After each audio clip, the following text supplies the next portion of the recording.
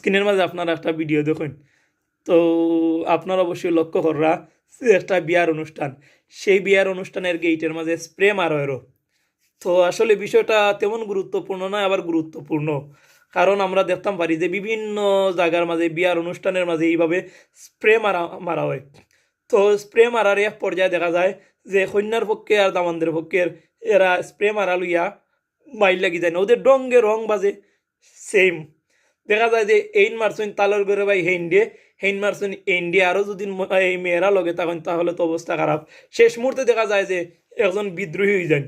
বিদ্রোহী হওয়ার বাদে এইন কিতার লাগি মারলা, হেইন ডিগা ধরেন, হেই যখন তোমার এত বড় সাহস আমারে কইলে, আমি তো দামানদের লোকের পুরা মানে কুস্তি শুরু হয়ে যায়। তো আমি কইতাম চাইলাম যে এইরকম ডং করার কিতা অত দরকার? যদি ডং রঙে পরিণত হয়ে যায় তাহলে এইরকম ডঙ্গের কোনো দরকার নাই রে ভাই। কারণ দামান বেটা গেছে বিয়া করাত, এইভাবে যদি ডং কইরা বা তোমরা মারামারি কইরা যদি শেষ মুহূর্তে এই কন্যার বাপে কয় না আমার ফুরি দিতাম নাই, বা দামান দিয়ে যদি কয় আমি কেন বিয়া করতাম না, তাহলে তো 12টা বাজাইলে নানি। সুতরাং এইরকম ডং তো কি সকলের বিরত থাকা অবশ্যই দরকার।